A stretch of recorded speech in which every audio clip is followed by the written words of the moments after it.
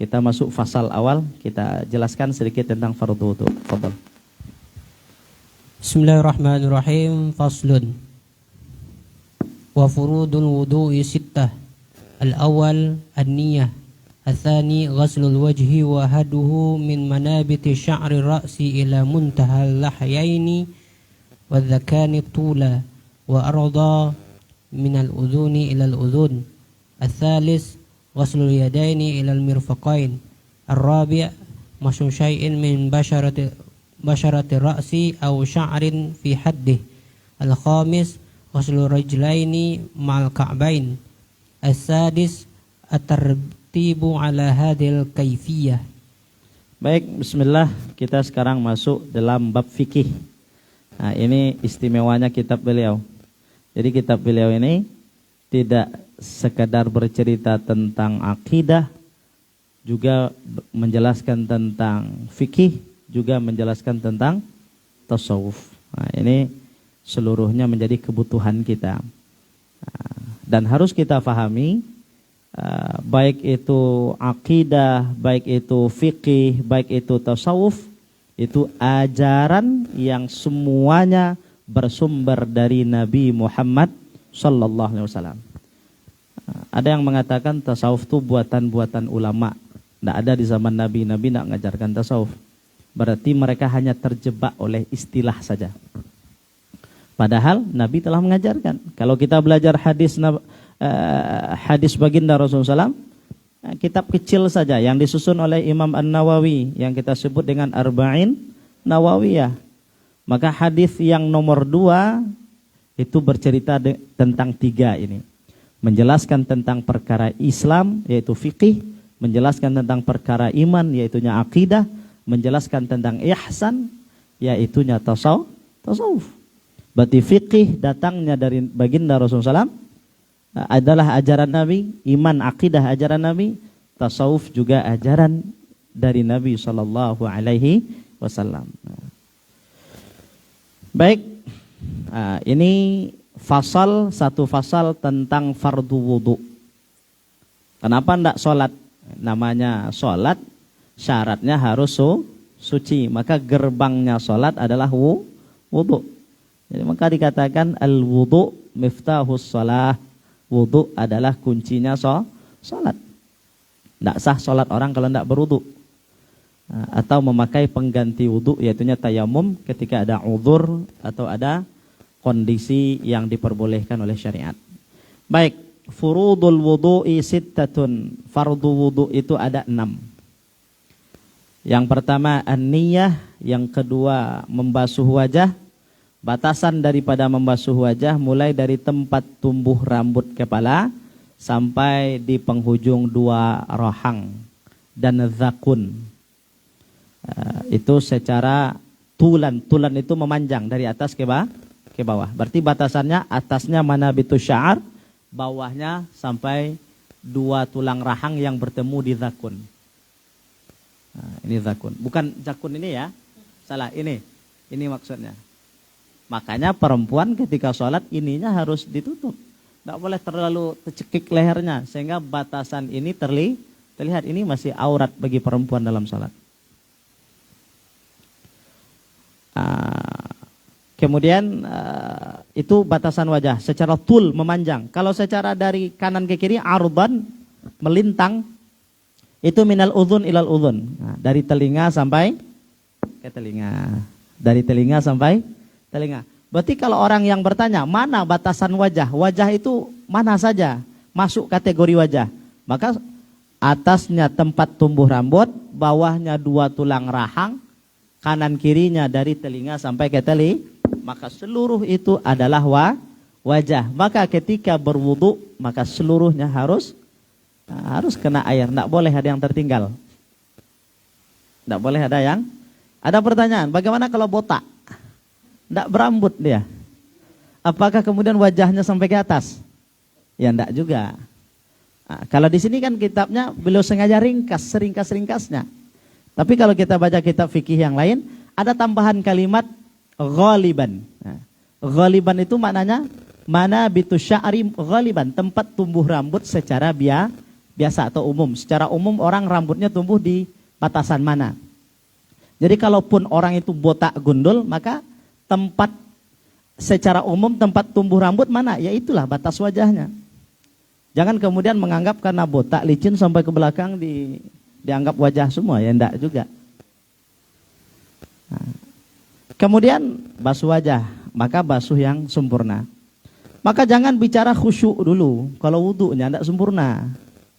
Maka sebenarnya bab khusyuk itu bukan bab yang membahas tentang ketika di atas sajadah saja. Tetapi perkara khusyuk itu berawal semenjak kita bersuci, berwudu dan berpakaian. Maka tidak mungkin kita akan sampai pada khusyuk kalau kemudian rukun wudunya tidak sempurna. Maka basuh. Makanya kalau ada sesuatu yang menghalangi sampainya air pada wilayah yang kita sebutkan tadi, misalkan bagi perempuan pakai bedak tebal. Kalau kata Ustaz Abdul Samad 3 inci. Itu kalau badak sataba itu kalau disiram jahia enggak tembus ke kulit. Enggak tembus ke kulit. Berarti kalau masuk waktu sholat kemudian disiram saja, berarti basah enggak kulitnya? Kalau enggak basah, berarti wajahnya fardu wudunya sempurna apa tidak? Enggak. Kalau enggak berarti enggak sah sholatnya. Orang yang enggak sah wudunya enggak sah sholatnya. Iya. Atau misalkan gencu yang lipstik bibir, lipstik yang dipakai lipstik yang tebal-tebal, misalkan, itu juga kalau kadarnya sudah tebal itu menghalangi sampai air. Atau bagi yang laki-laki yang kerjanya apa? Misalkan montir, itu kan main oli itu ya nak. Jadi kalau sampai olinya sampai ke wajah itu ya hati-hati juga. Atau yang ngecat rumah, ngecat tembok kan? Cat tembok itu kalau misalkan ada di arena wilayah anggota wudu yang terkena sesuatu yang menghalangi sampai air, hilangkan dulu. Atau kalau misalkan malamnya kita bakar lilin, lampu mati bakar lilin. Rupanya lilin itu meleleh ke tangan kita. Kita tertidur, yang lilin itu nempel di kulit. Subuhnya kita wudu tanpa kita buang, sampai enggak air ke kulit? Enggak sampai. Getah, yang lain-lain, apapun bentuknya, macamnya, maka harus lihat dulu. Perhatikan anggota wudu, sekiranya ada hal yang menghalangi sampainya air ke kulit, maka dibuang terlebih dahulu. Baik. Kemudian setelah membasuh wajah sampai seluruh batas yang kita sebutkan tadi, yang ketiga ghaslul yadaini ilal mirfaqaini. Membasuh kedua tangan sampai 2 mata siku. Berarti dari ujung jari sampai ke siku. Mana yang dikatakan siku? Ini. Jadi kalau wudu harus angkatnya sampai ke sini. Berarti sampai sini harus basah. Kalau misalkan pakai pakaian sempit, baju sempit, mas yoga tuh pakai baju dinas misalkan, susah. Ya kalau susah diangkat, buka aja bajunya. Atau kalau nggak mau buka, siram aja pakai baju itu sekalian. Yang penting jangan sampai karena susah diangkat, akhirnya tidak basuh. Yang dicuci cuma kelihatan saja. Berarti tidak sempurna bagian yang harus dibasuh terkena air. Maka apapun alasannya, harus kita sempurnakan. Dan sampai adonan menghalangi sampai air, atau ada yang tidak terbasuh, tidak basah oleh air. Nah, itu tangan sampai 2 mata siku. Luka.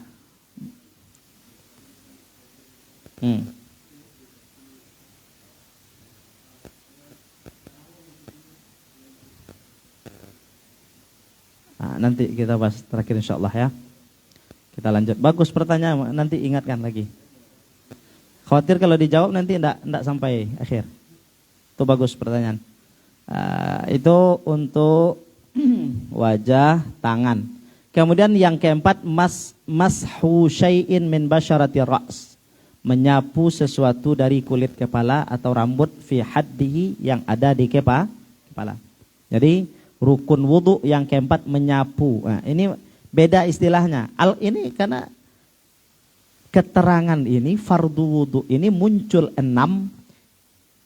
Ini tidak ada hadisnya ya. Kalau dikatakan Nabi qala Rasulullah SAW furudul wudu sittah, tidak ada hadisnya seperti itu.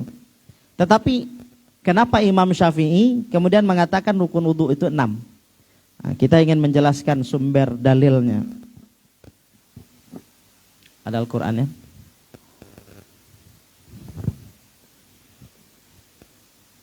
Sekaligus kita sedikit kita jelaskan bagaimana cara kelebihan Imam Syafi'i dalam mengistinbatkan hukum atau beristidlal dengan ayat Al-Quran.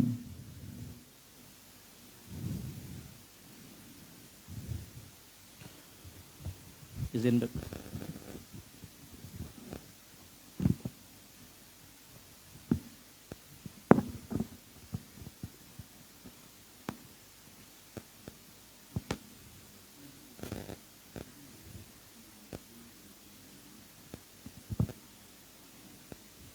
Taib.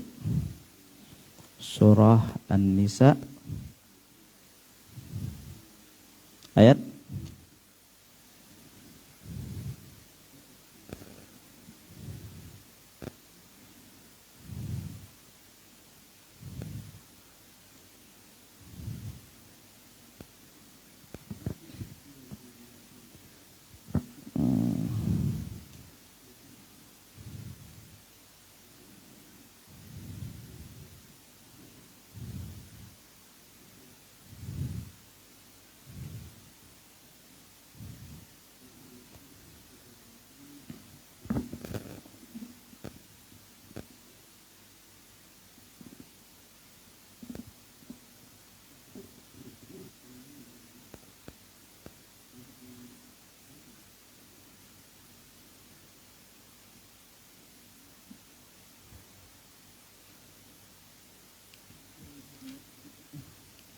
Al-Maidah ayat 6.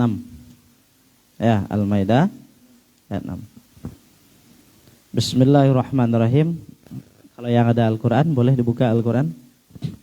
Kita ingin menjelaskan ini fardu wudu ini angka 6 ini didapat dari mana? Penjelasan rukun wudu ada 6 ini diambilkan oleh para ulama dari mana? Maka kita lihat surah Al-Maidah ayat 6. Bismillahirrahmanirrahim. Ya ayyuhalladzina amanu idza qumtum ilas shalah faghsilu wujuhakum. Berarti Al-Quran memerintahkan, wahai orang-orang yang beriman, bila kamu ingin melakukan salat, yang pertama kata Allah faghsilu wujuhakum, basuhlah wajah. 1. Yang kedua wa aydiyakum ilal marafiq, dan membasuh tangan sampai mata siku. 2. Yang ketiga, wamsahu biruusikum, sapulah kepala. Maka di sini memang lafaz ayatnya wamsahu, menyapu. Bukan dengan lafaz ghaslu, membasuh, tapi memang dengan lafaz wamsahu, sapulah. Ini yang istimewanya. Lanjutannya wa arjulakum ilal ka'bain. Nah, ini kalau kita belajar ilmu nahwu sharaf, ini lihat wa arjulakum, arjula itulah harkat arjula itu di atas kan? Kalau dalam ilmu nahwu i'rabnya namanya nasab, mansub. Berarti arjula mansub, nasab. Kenapa tidak arjuli? Kenapa lafaznya arjula? Kenapa bukan arjulikum? Bukankah sebelumnya ayatnya wamsahu biruusikum?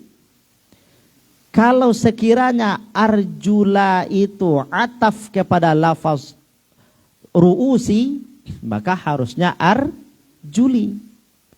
Karena waw itu namanya harfu atfin, huruf ataf, berarti yang Arabnya ngikut kepada kalimat sebelum.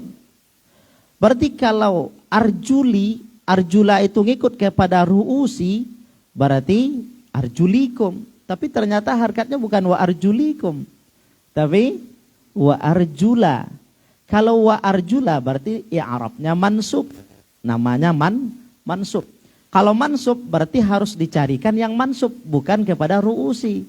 Berarti dia tidak ngikut kepada ru'usi, karena ru'usi makhfud. Nah, maka arjula ngikutnya kemana? Maka sebelumnya ada faghsilu wujuhakum. Maka basuhlah wajah. Berarti perintahnya basuh wajah, wa aidiyakum, dan basuhlah tangan. Berarti wajah itu kalau kita berwudu diapain wajah? Dibasuh. Tangan dibasuh. Kalau kepala disapu. Kalau kaki dibasuh lagi. Karena kaki tidak ngikut kepada ru'us. Kalau ngikut kepada ru'us berarti kaki disapu. Tetapi ayatnya wa arjula berarti ngikutnya kepada wujuhakum. Nah, timbul pertanyaan. Ini analisa Imam Syafi'i. Kenapa kemudian lahir rukun wudu itu 6? Kalau sekiranya kita mengatakan, seharusnya kan Al-Quran menyebutkan anggota wudu yang dibasuh dulu. Yang dibasuh wajah, kemudian tangan, kemudian yang dibasuh lagi kaki. Kalau kita kan kepengennya berarti basuhlah wajah, basuhlah tangan, basuhlah kaki, baru sapu kepala. Kan seperti itu harusnya. Diselesaikan dulu yang dibasuh, baru kemudian disapu. Tapi ternyata ayatnya tidak seperti itu. Basuhlah wajah, basuhlah tangan, sapu kepala, basuh kaki. Kenapa kaki dipisah? Kenapa kaki dipisah? Pisah ini dalam bahasa Arabnya fasal. Jadi wa arjula ngikut kepada wujuhakum wa aidiyakum, difasal oleh wamsahu biru'usikum. Difasal, dipisah. Kenapa? Kenapa harus dipisah? Kenapa ndak arjulakum ditulis sebelum wamsahu? Jadi famsahu wujuhakum wa aidiyakum wa arjulakum. Baru setelahnya baru wamsahu biru'usikum. Kenapa tidak seperti itu? Maka kata Imam Syafi'i, wal faslu, terjadinya fasal antara wujuhakum wa aidiyakum dengan arjulakum, yang difasal dengan wamsahu biru'usikum, itu menandakan wajibnya tertib. Wajibnya tertib. Dalam ayat tidak ada penyebutan tertib. Tetapi dari ijtihad ulama berdasarkan susunan ayat, lahirlah tertib. Maka coba lihat nanti rukun yang ke-6. Apa rukun wudu yang ke-6? Tertib. Nah, jadi jangan sampai kemudian kita salah, digiring oleh sebagian orang berpikir yang salah. Merujuk kepada Al-Quran, mana ayatnya, mana hadisnya. Nah, dalilnya benar tapi istidlalnya keliru. Jadi kalau dikatakan harus ada, Allah menyebutkan ruknul wudu as-sadis tertib, tidak akan ketemu sampai hari kiamat. Tapi kalau kita faham bagaimana para ulama menjelaskan maksud ayat, menjelaskan kaitan ayat dengan ayat sebelumnya, kaitan ayat dengan ayat setelahnya, dan kemudian kaitan satu ayat dengan ayat yang lain, kaitan ayat dengan hadis Nabi, maka barulah mereka menetapkan sebuah hukum. Maka jangan latah. Baca hadis, tetapkan hukum. Baca ayat, tetapkan hukum. Maka kita bukan mengambil hidayah dari Al-Quran, tapi mungkin akan mendapatkan kekeliruan dengan manhaj yang salah. Maka penting mengikuti manhajnya para ulama. Berarti dalam ayat ini disebutkan rukun wudu membasuh wajah, kemudian tangan, kemudian menyapu kepala, kemudian membasuh kaki. Sedangkan tertib itu dengan susunan ayat. Karena kaki dipisah, seharusnya kaki ngikutnya kepada wajah dan tangan. Wajah dibasuh, tangan dibasuh, kaki dibasuh. Tapi tidak langsung disebutkan kaki, tapi sapu dulu kepala. Berarti menandakan harus tertib. Walaupun kaki dibasuh, tapi urutannya setelah menyapu kepala. Fahim Tom? Nah. Kemudian tinggal satu rukun lagi. Dalam ayat ini tidak disebutkan niyah. Tidak disebutkan niat.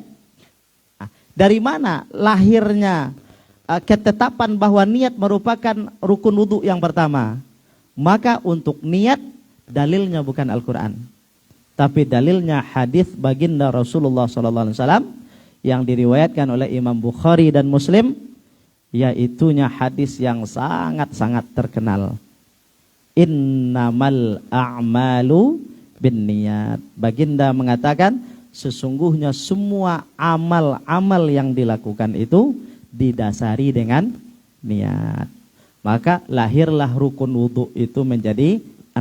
Niat berdasarkan hadis Nabi, innamal a'malu binniyat. Membasuh wajah, membasuh tangan, menyapu kepala, membasuh kaki, 4 lagi itu diambilkan dari surah Al-Maidah ayat 6. Sedangkan tertib rukun wudu yang ke-6 itu sesuai dengan susunan ayat yang kemudian dijelaskan oleh ulama. Terjadinya fasal, pembatasan antara wajah, tangan dan kaki difasal dengan kepala, itu menunjukkan harus tertib sesuai dengan urutan. Wallahu a'lam bissawab.